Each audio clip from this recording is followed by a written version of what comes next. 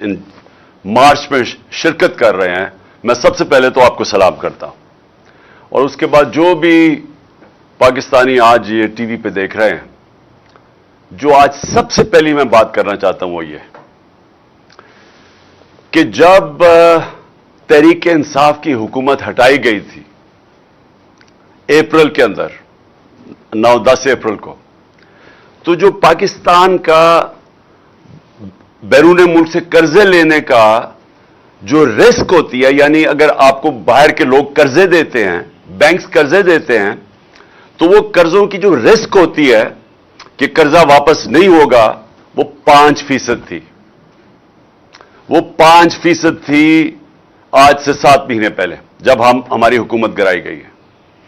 आज अखबारों में आया हुआ है कि जो हमारी रिस्क है, यानी हम कर्जा वापस नहीं कर सकते, वो रिस्क 5% थी, आज वो 64.5% है।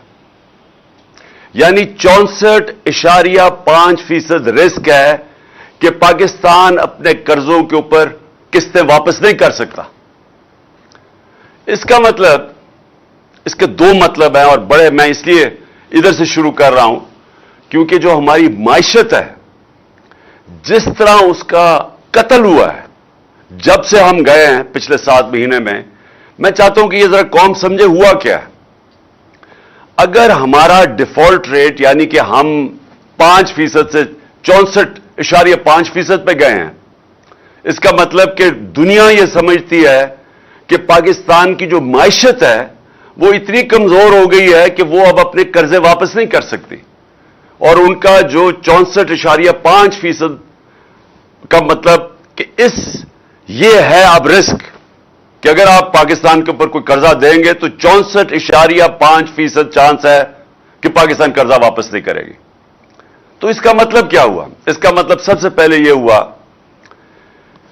कि अगर हम सोच रहे हैं कि बैरून मुल्क से कोई सरमायाकारी करेगा पाकिस्तान में, ये जब वो देखते हैं, जब उनके सामने ये रिस्क आती है पाकिस्तान की, तो इसका मतलब कि बैरून मुल्क लोग अब पाकिस्तान के अंदर सरमाया करते हुए डरेंगे कि अगर इस मुल्क का डिफॉल्ट हो गया, यानी डिफॉल्ट का मतलब है जब मुल्क हाथ खड़े कर देता है कि हम अब कर्जे वापस नहीं कर सकते।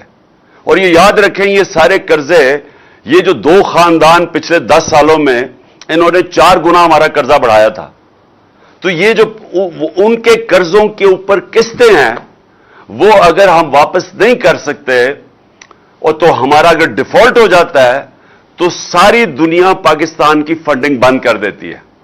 और सबसे नुकसान आवाम के लिए कि डिफॉल्ट कर दे तो आपको क्या होगा? सबसे पहले चीज यह होगी कि रुपया मजीद नीचे गिरना शुरू हो जाएगा।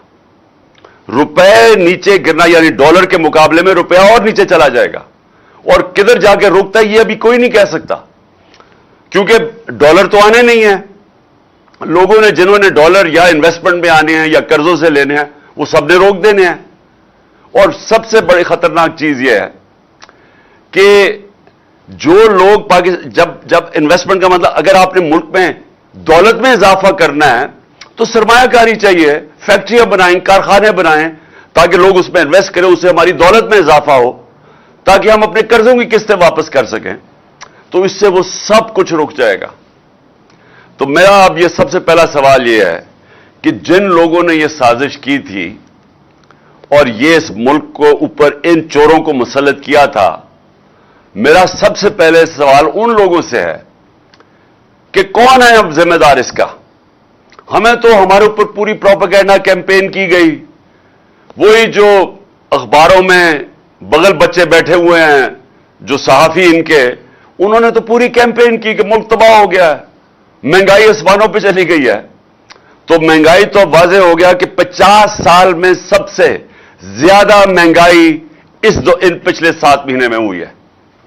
हमारे जो मुल्क में महंगाई थी और आज जब हमारा टाइम था तो वो 15 से 16% थी, आज वो 27 से 28% पे है, तकरीबन दुगनी है।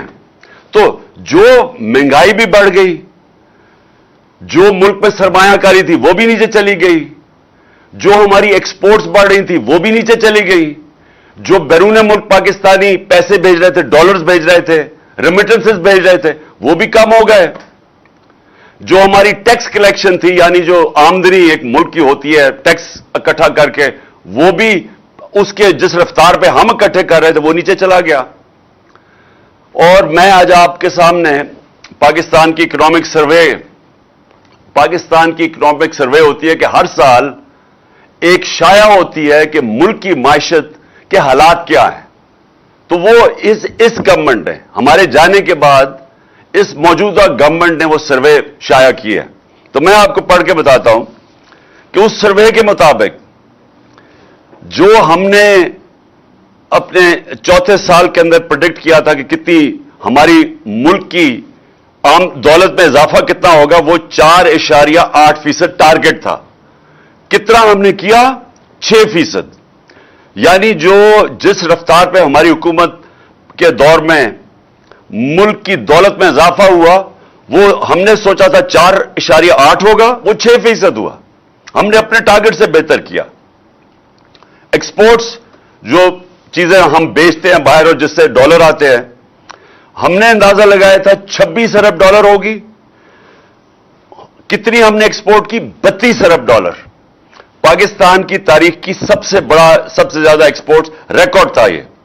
تو وہ ٹارگٹ سے اس سے بھی اوپر گئے. یعنی یہ میں وہ چیزیں بتا رہا ہوں جس میں ملک کی آمدنی میں اضافہ ہوتا ہے, دولت میں اضافہ ہوتا ہے, لوگوں کو نوکریاں ملتی ہیں. یہ وہ میں چیزیں آپ کو موٹی موٹی بتا رہا ہوں. ہمارا جو زراعت تھا, ہم نے ٹارگٹ کیا تھا کہ زراعت میں جو اضافہ ہوگا وہ 3.5% تھا, اور کتنا اضافہ ہوا؟ 4.4%. کچھ 17 سال کے بعد سب سے زیادہ تیزی سے ہماری زراعت بڑھی تھی. پھر انڈسٹری جو روزگار دیتی ہے, اصل میں انڈسٹری, جب تک انڈسٹری ملک میں بڑھتی نہیں ہے تو اصل میں تو ملک کی دولت میں اضافہ نہیں ہوتا, ملک اوپر نہیں جا سکتا. تو ہم نے ٹارگٹ سیٹ کیا تھا 6.6%, آخری سال کی بات کر رہا ہوں. اور ہوا کتنی؟ انڈسٹری کتنی تیزی سے بڑھی؟ 9.8%. اپنے ٹارگٹ سے اوپر گئے ہم. سروسز سیکٹر, اور اس کے اندر آئی ٹی بھی ملا لیں, تو سروسز میں 4.7% ٹارگٹ سیٹ کیا, 6.2% پہ ہم نے ہمارے گروتھ ہوئی سروسز میں. اور آئی ٹی جو کہ مستقبل ہے, ٹیکنالوجی, اس میں 26.9% ہمارا بڑھا. یعنی جو فیوچر پہ سب سے جو ہم نے زور لگایا کہ ہماری آئی ٹی جو فیوچر ہے اس میں ریکارڈ اضافہ ہوا. اور بجلی کی, اچھا یہ سمجھنے کی بات ہے کہ جو بجلی ہے, اگر انہوں نے جو ہمارے پہلے یہی نون لیگ کی حکومت تھی, انہوں نے جو کانٹریکٹ سائن کیے ہوئے ہیں بجلی کے, جو کمپنی سے کانٹریکٹ سائن کیے ہیں, چاہے ہم بجلی خریدیں یا نہ خریدیں ہمیں پیسے دینے پڑتے ہیں. جو بجلی گھر سے انہوں نے کانٹریکٹ سائن کیے ہیں, جو اگر ہم جتنی مرضی, اگر ہم بجلی کم بھی استعمال کرتے ہیں پیسہ پورا دینا پڑتا ہے. تو اس کے لیے ہم نے کیا کوشش کی کہ انہوں نے جو کانٹریکٹ سائن کیا انہوں نے اضافی بجلی بنا دی. ہمارے پاس اس وقت جب ہماری حکومت آئی تو ہم اس کو استعمال ہی نہیں کر سکتے تھے کیونکہ کیپیسٹی نہیں تھی. تو ہم نے کوشش کی کہ بجلی کی کنزمپشن بڑھے, انڈسٹری کو ہم نے انسینٹیوز دیے. تو ہمارے دور میں جو بجلی کی کنزمپشن بڑھی وہ 20.9%. تو یہ میں اس لیے آپ کو بتا رہا ہوں کہ معیشت تو ہماری بڑھ رہی تھی, ملک ترقی کر رہا تھا, اور یہ پاکستان کی اکنامک سروے کہہ رہی ہے, یہ جو ان کے دور میں پبلش ہوئی ہے, تو وہ جو ہر سال پبلش ہوتی ہے اس کے مطابق ملک تو ترقی کر رہا تھا. تو پھر یہ جو سازش کے تحت ان کو اوپر بٹھایا گیا اور ہمیں یہ کہا گیا کہ وہ بہت کوئی شہباز شریف کوئی جینیس ہے, اس سے کوئی قابل آدمی کوئی نہیں ہے, اس کو اوپر آ کے بٹھا دیا. اور اس کے بعد وہ جو بھاگا ہوا تھا ملک سے, بھاگے ہوئے تو سارے ہی تھے, تو اس کو خاص طور پہ لے کے اسحاق ڈار کو, اس نے آگے کہا کہ میں موڈیز کو ٹھیک کر دوں گا. اس کے بعد وہ گم ہی ہو گیا. اور یہ جو آج آپ کو میں بتا رہا ہوں کہ اگر اس کا مطلب دنیا پاکستان کیا دیکھ رہی ہے، ہم نہیں کیسے کہہ رہے. میں نے ویسے 6 مہینے پہلے اپنی قوم کو بتا دیا تھا کہ جو 30 سال دونوں حکومتیں مل کے کرتے رہے ہیں، اور ان کے 30 سال میں ہندوستان بھی آگے نکلا ہمارے سے، بنگلہ دیش بھی ہمارے سے آگے نکلا. ہم 90 کی دہائی تک پاکستان ان دونوں سے آگے تھا.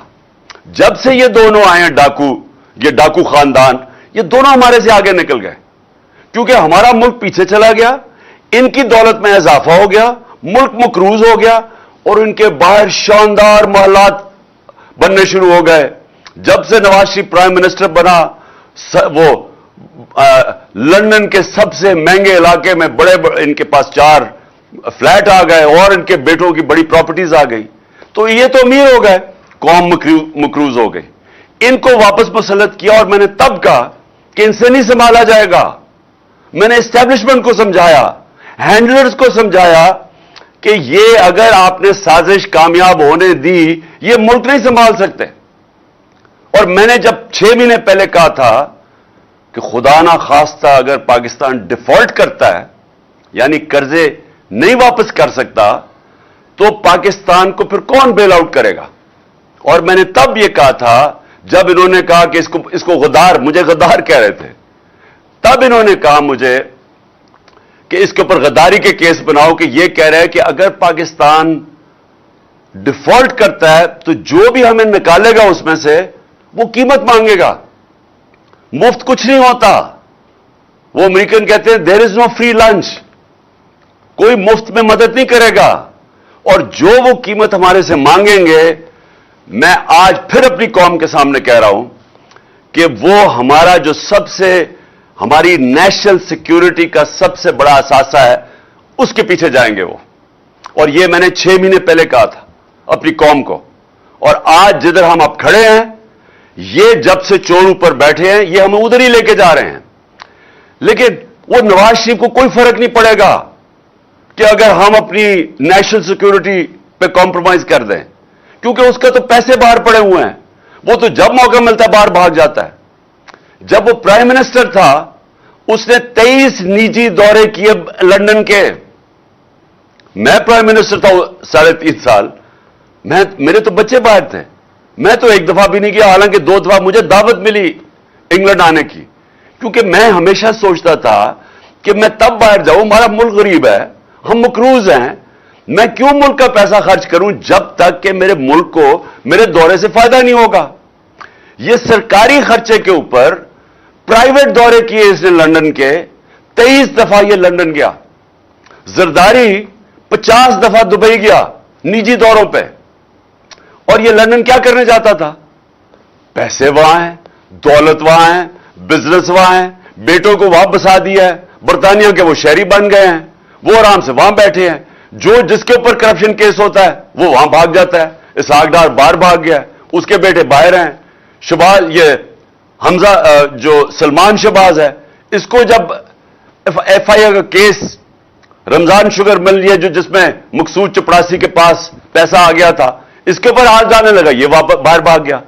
باہر بھاگ جاتے ہیں جب ان کو خطرہ ہوتا ہے، پھر ڈیل کرتے ہیں، وہاں بیٹھ کے ڈیلنگ کرتے ہیں.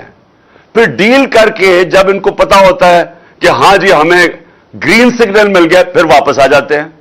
اور وہی اسحاق ڈار سگنل لے کے واپس آ گیا. لیکن اگر آج بھی کسی کا خیال ہے کہ یہ ملک کے معاشی مسئلے حل کر سکتے ہیں، تو سوال تو پھر یہ ہے کہ ملک کو پہلے لے کے کون اس سٹیج پہ آیا، یا ملک کا دیوالیہ نکالا کس نے؟ 30 سال تو یہ دونوں خاندان بیٹھے ہوئے ہیں، تو پھر کیسے ملک اس سٹیج پہ پہنچا؟ اور میں نے آپ کو بتایا کہ ہم نے ایک دیوالیہ ہوا پاکستان سنبھالا 2018 میں، اور اس پاکستان کو اس دیوالیے سے نکال کے 2 سال کرونا کے سال گزرے جو دنیا میں تباہی مچی. اپنے ملک کو کرونا سے نکالا، اور دنیا مثال دیتی تھی کہ جو پاکستان نے کرونا میں جس طرح اپنے ملک کو سنبھالا، اپنی معیشت کو سنبھالا، اپنے غریبوں کو بچایا، وہ مثال دیتے ہیں کہ دنیا میں وہ 3 ٹاپ ملک تھے جنہوں نے سب سے بہترین طریقے سے کرونا سے نکالا.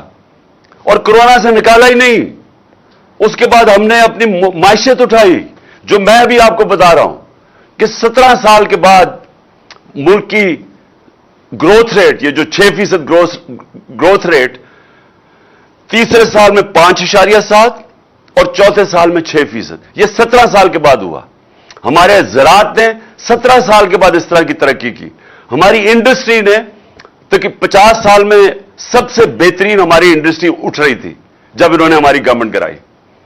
तो आज मैं अपने पाकिस्तानियों के सामने ये रखना चाहता हूं कि क्या अभी भी कोई समझता है कि ये लोग जो बार बार यहां मुसल्लत किए गए, ये मुल्क को मसलों से निकाल सकते हैं? क्या इनके पास अब कोई हल है? जो हमने हल भी निकाले थे वो भी पीछे रह गए हैं। हमने पूरी कोशिश की। हमारा मसला क्या, मैं आप सबके लिए पहले जरा समझा दूं। हमारा मसला यह है कि माजी में किसी ने जोर नहीं लगाया कि मुल्क की दौलत में इजाफा किया जाए एक्सपोर्ट्स बढ़ा के। जो भी चाइना की तरक्की हुई, जो एशियन टाइगर्स, मलेशिया, इंडोनेशिया जैसे मुल्क, ये जो तरक्की की है, सब ने अपनी एक्सपोर्ट्स बढ़ाई। जब दुनिया को माल ज्यादा बेचेंगे तो आमदनी बढ़ेगी। यहां हुआ ही कुछ नहीं। और इनके पिछले नून लीग के 5 साल में वहीं के वहीं एक्सपोर्ट्स रह गई, तो दौलत में तो इजाफा ही नहीं हुआ। तो इनका माजी में यही था। तो हमारी कोशिश ये थी कि एक्सपोर्ट्स को, पूरी एक्सपोर्ट इंडस्ट्री को उठाया जाए, पूरे उनकी मदद की जाए, उनको इंसेंटिव्स दिए जाएं, उनके लिए सस्ती बिजली दी जाए, ताकि अगर वो एक्सपोर्ट करेंगे तो मुल्क की दौलत में इजाफा होगा। और उसके अलावा हमने वो प्लान बनाए। टूरिज्म पाकिस्तान में ऐसी है कि हमारे बड़े डॉलर्स आ सकते हैं। हमारी बदकिस्मती के 2 साल कोरोना में टूरिज्म ही खत्म हो गई, लेकिन टूरिज्म के ऊपर हमने प्लान बनाए हुए थे। और तीसरी चीज कि जो बैरून मुल्क पाकिस्तानी है, जो हमारा सबसे बड़ा असासा है, उनको हमने कोशिश की कि वो अपने पैसा पाकिस्तान लेके आए। उसके लिए हमने उनकी मदद की। रेमिटेंसेस जो सबसे तारीखी बड़ी हमारी 30 अरब पे, वो इसलिए बढ़ी कि हमने उनको इंसेंटिव्स दिए, उनके लिए इनाम दिए कि जो ज्यादा पैसा भेजेगा या उनकी अपने बैंकों के थ्रू। और रोशन डिजिटल पाकिस्तान एक नई चीज शुरू की। 5 अरब से उसमें आखिर में पैसा आना शुरू हुआ। हमारे चौथे साल में 5 अरब डॉलर से ऊपर उसमें आ रहा था और बढ़ता जा रहा था। कोशिश ये थी कि जब तक हमारी एक्सपोर्ट्स नहीं बढ़ती, हम बैरून मुल्क पाकिस्तानियों को उनके डॉलर्स पाकिस्तान में लेके आए। मैंने 2 प्रोजेक्ट शुरू किए, एक बंडल आइलैंड कराची में और एक रावी सिटी। बंडल आइलैंड इन्होंने हमें करने नहीं दिया, ये पीपल्स पार्टी की हुकूमत है, और उन्होंने उधर आते साथ ही 5 अरब डॉलर आने थे। और जैसे वो पैसा आना था, हमारा जो असल मसला है, जो डॉलर कम हो जाते, वो हमने हल कर लेना था। इन्होंने आखिरी मिनट में नो ऑब्जेक्शन सर्टिफिकेट देकर कैंसिल कर दिया। और दूसरा, जो हमारी कोशिश रावी सिटी की थी, वो बदकिस्मती से 11 महीने स्टे ऑर्डर पे रह गया। पैसे लोग बाहर से इन्वेस्टर तैयार बैठे हुए थे, वो सब कुछ रुक गया। तो हमारी कोशिश ये थी कि डॉलर गैप जो हमारा है, हमारी इंपोर्ट्स ज्यादा हैं, हमारी एक्सपोर्ट्स कम हैं, तो उसके बीच में जो गैप है वो हम इन्वेस्टमेंट लेके आए, ये 2 शहर बना के, टूरिज्म करके, और फिर अपने बैरून मुल्क पाकिस्तानियों को उनको कोशिश इंसेंटिव दें कि वो पैसा अपना भेजें। तो अब मैं जो आखिर में ये मायशत के ऊपर बात, फिर मैं 2 और आपसे बातें करनी है। देखिए, जिधर आज हम खड़े हैं, ये कहते हैं कि जनाब आपको जल्दी क्यों है इलेक्शंस की, इंतजार कर लें साल की। हमें तो कोई मसला नहीं है। तहरीक इंसाफ को तो अल्लाह का फजल है, उसकी कोई खास करम है हमारे पे कि उसने अवाम के दिल हमारी तरफ मोड़ दिए हैं। तो वो तो साल के बाद भी इलेक्शन करें तो इंशाअल्लाह, जिस तरह बाय इलेक्शन में स्वीप किया था, हम इलेक्शन भी जीत जाएंगे। लेकिन मुझे जो खतरा 6 महीने पहले से मैं कह रहा हूं, हमारे मुल्क को खतरा है आज। और ये जो आज 64.5% पे पाकिस्तान की रिस्क हो गई कि यानी हम अब कर्जे वापस नहीं कर सकेंगे, और उसकी चांस 64.5% पे आ गई। इसका मतलब कि अगर हम अब इस तरफ, जिस तरफ अब निकल गए हैं, पैसा बाहर से अब आना नहीं है। हमारे पास जो आमदनी थी, एक्सपोर्ट्स भी कम होती जा रही है, रेमिटेंसेस भी, जिससे डॉलर आते हैं, इन्वेस्टमेंट आनी नहीं है, कर्जे भी नहीं आने, इन्वेस्टमेंट भी नहीं आनी। तो अब हम ये क्या करेंगे? आप इनके पास क्या हाल है? क्या वो लोगों के पास ये मुल्कों से पैसे मांगते जाएंगे? वो तो ये मांगे हैं, हर मुल्क के पास गया शहबाज शरीफ, क्या मैं मांगने नहीं आया लेकिन मैं मजबूर हूं, लेकिन वो कितना वो पैसा दे देंगे? असल में तो हमने अपनी माइशत ठीक करनी है, और वो जो ठीक करनी थी वो ठीक हो रही थी, जो मैंने आपको शुरू में बताया है, वो अब ये साजिश की वजह से आज पाकिस्तान यहां फंसा हुआ है। दूसरी बात मैंने आज करनी है, जो मैं हमेशा, ये जो तहरीक जिसमें हम सारे मार्च इस्लामाबाद की वजह इसकी क्या है? हकीकी आजादी। हकीकी आजादी आती है इंसाफ से। जिस मुल्क में इंसाफ होता है वो इंसानों को आजाद कर देती है। इंसाफ, और ये सबको मैं बार बार कहता हूं क्योंकि लोगों ने रूल ऑफ लॉ यानी कानून की हुक्मरानी पाकिस्तान में देखी नहीं, मैंने भी नहीं देखी थी। मैं जब पहली दफा बरतानिया गया तब पहली दफा मुझे पता चला कि इंसाफ और कानून की हुक्मरानी क्या होती है। तो कानून के ऊपर कोई नहीं होता। तो ये जो आज पाकिस्तान के मसले हैं, ये माइशत के भी मसले, ये सारे फंसे हुए एक चीज के ऊपर, इंसाफ के ऊपर। इंसाफ ना होने की वजह से, कानून की हुक्मरानी ना होने की वजह से लोग गुलाम हैं, एक निजाम के गुलाम बन चुके हैं, क्योंकि कमजोर आजाद नहीं है यहां और ताकतवर कानून से ऊपर है। तो ये जंगल का कानून है। जंगल के कानून के अंदर खुशहाली नहीं आ सकती। ये जो मैं आपको माइशत के बताया है, ये असल में हमारी मुल्क में खुशहाली, माइशत तब ठीक होगी जब हम अपने इंसाफ का निजाम ठीक करेंगे। अब मैं आज फिर, और मैं हर रोज अपील करता हूं अपने respectful honourable chief justice Pakistan के 3 आपके पास केसेस हैं। ये तीनों लैंडमार्क केसेस हैं। और ये तीनों केसेस को और कोई तरीका इंसाफ लेने का नहीं सिवाय आपके पास आने का।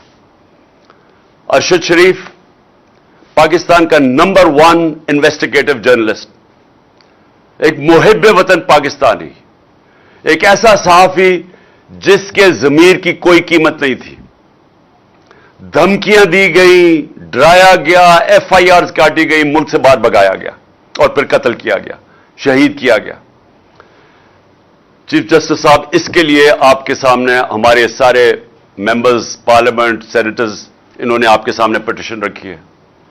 दूसरा, आजम स्वाति, यह भी एक लैंडमार्क केस है कि मुल्क के सेनेटर को एक ट्वीट के ऊपर, जिसमें वो तनकीद करता है, जो सारी दुनिया में जिसकी इजाजत है, उस तनकीद के ऊपर उसको उसके पोते और पोतियों के सामने अंदर घुस के घर के उसको सुबह के 3 बजे उनके सामने मारा जाता है और फिर उसको हवाले किया जाता है। उसका जो आजम स्वाति ने नाम लिया, जो 2 नाम लिए, फहीम और फैसल, उनको, उनके आदमियों को, जो नंगा करके उसको तशद्दुद करते हैं। किधर से इंसाफ मिलेगा? इसलिए आपके पास आए हैं चीफ जस्टिस साहब। और तीसरा मेरा केस है, मुल्क का एक्स प्राइम मिनिस्टर, सबसे बड़ी पॉलिटिकल पार्टी का हेड, वो पाकिस्तानी जो 50 साल से ये कौम जानती है जिसको, उसके ऊपर कातिलाना हमला होता है। पहले से भी मैं कह देता हूं, मुझे पता होता है, मैं उसके ऊपर 2 तकरीरों में आज से 1.5-2 महीने पहले बताता भी हूं कि ये इन्होंने करना है, कि दीनी इंतजाम पसंद ने गुस्से में आके उसको कत्ल कर दिया। ये पूरी साजिश बनी हुई थी। मैं 3 नाम लेता हूं, लेकिन पुलिस, पंजाब पुलिस हमारे नीचे कि मेरी FIR रजिस्टर नहीं करती। फर्स्ट इंफॉर्मेशन रिपोर्ट, FIR, ये एक शहरी का बुनियादी हक है। मैं आम शहरी की बात कर रहा हूं, लेकिन वो आदमी जो एक्स प्राइम मिनिस्टर है, अगर उसको वो हक नहीं दिया जा रहा, तो चीफ जस्टिस साहब, ये बड़ा हमारे लिए लम्हा फिक्र है। ये एक्चुअली रूल ऑफ लॉ, ना इंसाफ ना होने का एक आपके सामने इससे बड़ा क्या मिसाल हो सकती है कि मेरा ये बुनियादी हक था कि मैं 3 लोग जो मैं समझता हूं इसमें मुलव्विस थे, इनके ऊपर नाम लिखूं। इन्वेस्टिगेशन होगी, हो सकता है ये बेकसूर निकला है, मैं गलत हूं, لیکن ہے تو میرا حق. تو ہماری حکومت ہوتے ہوئے پولیس نے کہا جی ہم نہیں کر سکتے کیونکہ وہ بہت طاقتور لوگ ہیں. پولیس ہمیں کیا کہتی ہے؟ پولیس وہ کہتے جی اگر کسی مجھے اس عہدے سے اٹھا دے, کسی اور کو بٹھا کے یہ کروائیں, میں نہیں کر سکتا. وہ بہت طاقتور لوگ ہیں. تو یہی تو میں کہہ رہا ہوں کہ طاقتور کے لیے ایک قانون, کمزور کے لیے دوسرا. میں بار بار لوگوں کو وہ نبی صلی اللہ علیہ وسلم کی حدیث اس لیے بتاتا ہوں کہ تمہارے سے پہلے بڑی قومیں تباہ ہوئی. جب طاقتور جرم کرتا تھا اس کو نہیں پکڑتے تھے, جو کمزور جرم کرتا تھا اس کو سزا ملتی تھی. یہ ہے آج ہماری تباہی کا باعث. اگر ایک چیز ہماری تباہی کا سبب ہے وہ یہ ہے, اور یہ ہم تین لوگ ہیں. وہ تو اور اس لیے چیف جسٹس صاحب آپ کی طرف ہم دیکھ رہے ہیں کیونکہ ہمیں اور کہیں امید نہیں ہے. اور میں اس کے ساتھ ساتھ ایک اور چیز کہنا چاہتا ہوں. الیکشن کمیشن نے کنٹمپٹ ہمارے اوپر کیا, میرے پہ, لوگوں پہ. ہم 1.5 سال گورنمنٹ میں ہوتے ہوئے کہتے جا رہے ہیں کہ الیکشن کمشنر ایک ایجنڈا پہ ہے. یہ نہ تو صرف نون لیگ کے بڑا قریب ہے, اس کے ہینڈلرز بھی اس کو کنٹرول کر رہے ہیں اور یہ ہمیں ٹارگٹ کر رہا ہے. 8 اس نے ہمارے خلاف فیصلے دیے, 8 دفعہ ہم عدالت میں گئے, 8 دفعہ عدالت نے ان کو رد کیا. اس کا مطلب اس کے فیصلے غلط تھے. اس کے اوپر الیکشن کمشنر یہ سکندر سلطان اور جو کراچی سے الیکشن کمیشن کا ممبر ہے, ان کے اوپر ہم عدالت میں گئے ہوئے ہیں, سپریم کورٹ میں گئے ہوئے ہیں. جو کراچی کا الیکشن کمشنر ہے یہ سندھ گورنمنٹ کی تنخواہ دار ہے. یہ آزاد کیسے ہے؟ اس کے اوپر ہم میرے خیال میں سپریم جوڈیشل کاؤنسل میں گئے ہوئے ہیں. اور یہ جو سکندر سلطان ہے, ہم نے اس کے اوپر بار بار کہتے رہے ہیں کہ یہ آدمی غیر جانبدار نہیں ہے, اور ہمیں عدالت واپس اس کے پاس بھیج دیتی ہے. اور وہ کیسے جج بن سکتا ہے جب میں کہہ رہا ہوں کہ میں اس کو, یہ ہمیں انصاف ہی نہیں دے رہا, بار بار ہمارے خلاف فیصلے کر رہا ہے, یہ ہمارے اوپر ججمنٹ کیسے دے سکتا ہے؟ آپ اگر عدالت میں بھی جاتے ہیں تو اگر کسی کو جج کے اوپر اعتراض ہے تو وہ ریکوز کر لیتا ہے. یہ بار بار ہمارے خلاف فیصلہ دیتا ہے, بار بار ہم عدالتوں میں جاتے ہیں. تو میری ریکویسٹ یہ ہے کہ جو ہم نے اس کے اوپر عدالت میں گئے ہوئے ہیں تو وہ بھی تو کیس سن رہے ہیں. 2 کیسز ہیں جس میں سے ہمیں پھنسایا ہوا ہے. ایک ہے فورن فنڈنگ کیس. فورن فنڈنگ کیس میں سپریم کورٹ نے بھی کہا, ہائی کورٹ نے بھی کہا کہ ہمارے کیس کے ساتھ ساتھ نون لیگ اور پیپلز پارٹی کے بھی فنڈنگ کیس دیکھیں. اس کے باوجود اس آدمی نے ابھی تک ان کے کیس نہیں کھولے, اور ہمیں بار بار ایک فرول رہا ہے, کبھی کچھ کر رہا ہے, کبھی کچھ کر رہا ہے. اور میں پھر دعویٰ کرتا ہوں, جتنا آپ دیکھیں گے ایک چیز ثابت ہوگی کہ صرف تحریک انصاف جو کہتے ہیں پولیٹیکل فنڈ ریزنگ وہ کرتی ہے. ریکارڈ صرف تحریک انصاف کے پاس ہے, 40,000 ڈونر بیس ہمارے پاس ہے. تو ان سے تو پوچھیں کہ یہ پیسے کیسے اکٹھے کرتے ہیں. اسی میں آپ کو پتا چل جائے گا کہ یہ کرپشن کے پیسے سے کھیلتے ہیں. یہ پہلے بڑے بڑے بزنس مین کو پیسے بنانے دیتے ہیں یا ان کے پارٹنرز ہوتے ہیں, پھر ان سے فنڈنگ لیتے ہیں. تو یہ ان کی فنڈنگ تو ہے ہی لیگل. یہ بتا ہی نہیں سکتے کدھر سے پیسہ آیا. ان کا کیس نہیں سن رہا اور ہمیں اس نے لٹکایا ہوا ہے اتنے سالوں سے. تو ایک تو فنڈنگ کیس اور دوسرا توشہ خانہ. توشہ خانہ کا کیس اس نے فیصلہ کر دیا کہ یہ عمران خان کو ڈسکوالیفائی کرو. عدالت میں تو پھر بھی ہم چلے گئے ہیں, اور میں گارنٹی کرتا ہوں, میں لکھ کے دیتا ہوں کہ جتنا آپ دیکھیں گے عمران خان, یہ ثابت ہوگا کوئی غیر قانونی چیز نہیں کی. لیکن جنہوں نے غیر قانونی چیز کی اور نیب میں 10 سال سے کیس ہے, ان کے کیس کیوں نہیں سنتا؟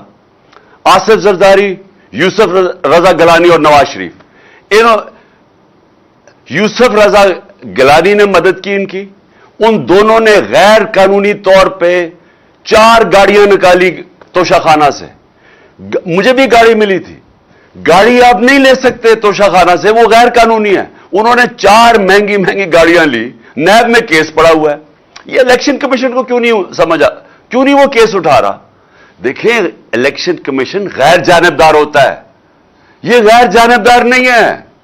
تو پلیز ہمارے کیس سنیں جو ہم نے سپریم کورٹ میں اس کے خلاف کیے ہوئے ہیں. میں ریکویسٹ کروں گا کیونکہ اس سے ایک انصاف کے نظام میں اعتماد ہوگا ہم سب کو.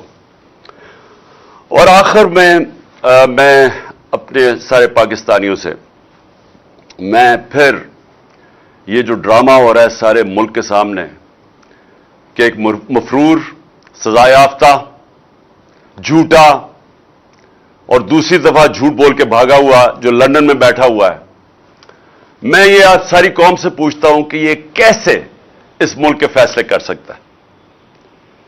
کیسے ایک قوم اجازت دے سکتی ہے اس آدمی کو کہ ہمارے فیصلے کرے؟ اور کون سا فیصلہ کرے جو ہماری نیشنل سیکیورٹی کا سب سے اہم فیصلہ ہے؟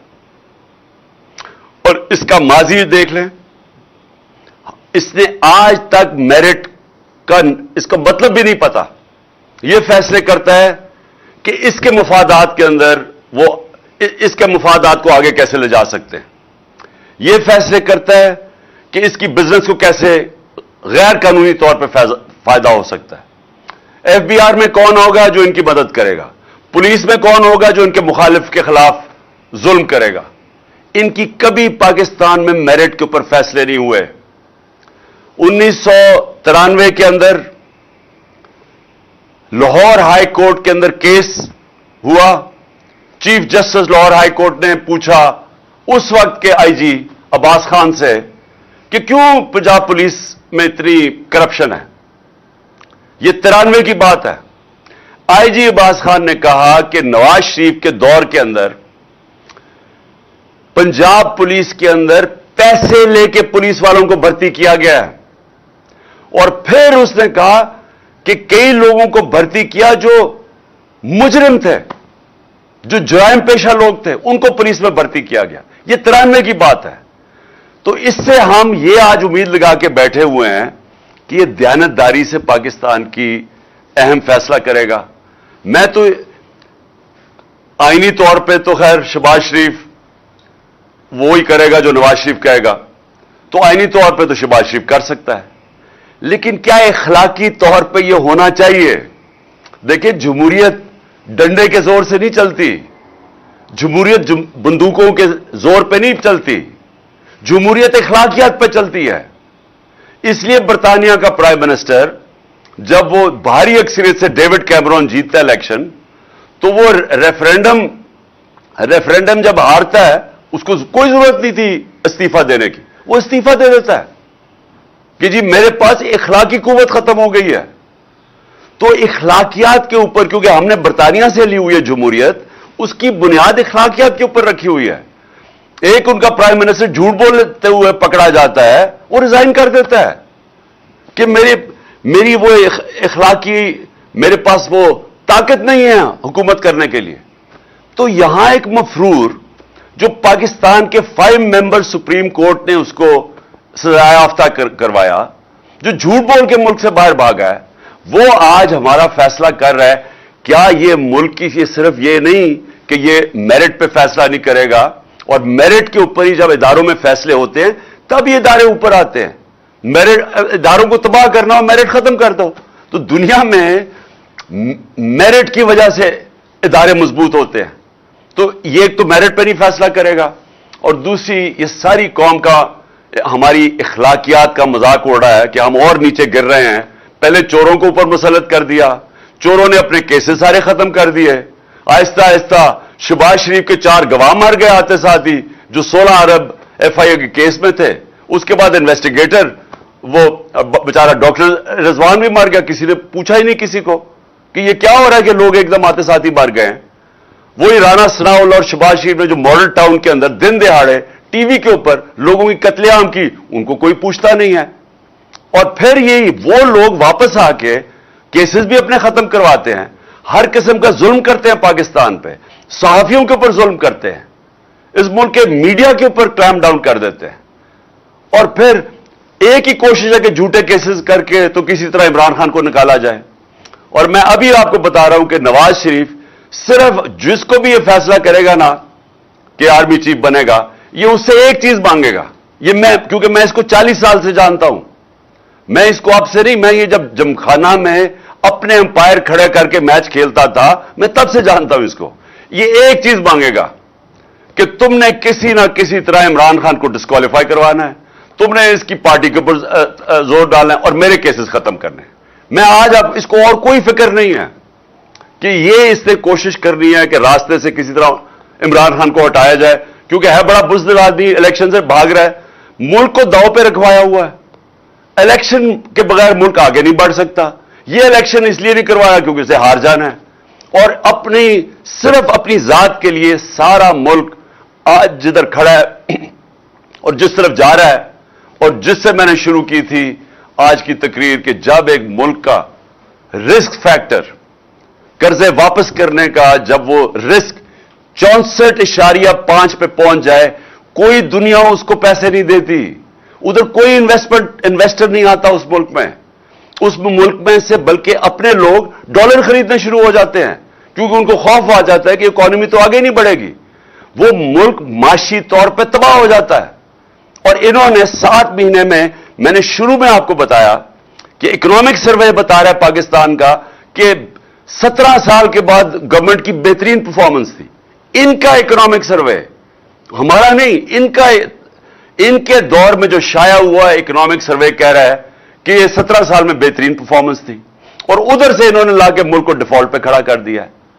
اور آج یہ صرف اس سے الیکشن جو بچا سکتا ہے وہ نہیں کروانا چاہتا کیونکہ اس کو ڈر ہے کہ عمران خان جیت جائے گا, اور ہے بڑا بزدل آدمی, کرپٹ آدمی ہوتے ہی بزدل ہے, اس لیے اس نے الیکشن نہیں کروانا, اور اس لیے ملک کی تقدیر سے یہ کھیل رہا ہے.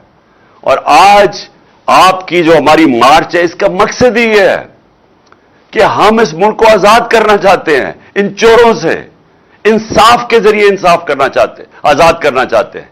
اور اگر انصاف ہوتا یہ سارے آج جیلوں میں ہوتے, کبھی بھی نہ ہوتا کہ اس طرح کے لوگ آج ملک کی مستقبل سے کھیل رہے ہوتے. اور انشاءاللہ ہماری جو یہ مارچ ہے جب یہ پنڈی پہنچے گی اور عوام آئے گی پنڈی میں, تو سب کو ایک پیغام چلا جائے گا کہ باشعور قوم ہے, یہ اب ان چوروں کی غلامی نہیں کرنے لگی. پاکستان زندہ باد. یہ جو امپورٹنٹ سرکار ہے گھس بیٹھی ہے جو گھس کر بیٹھ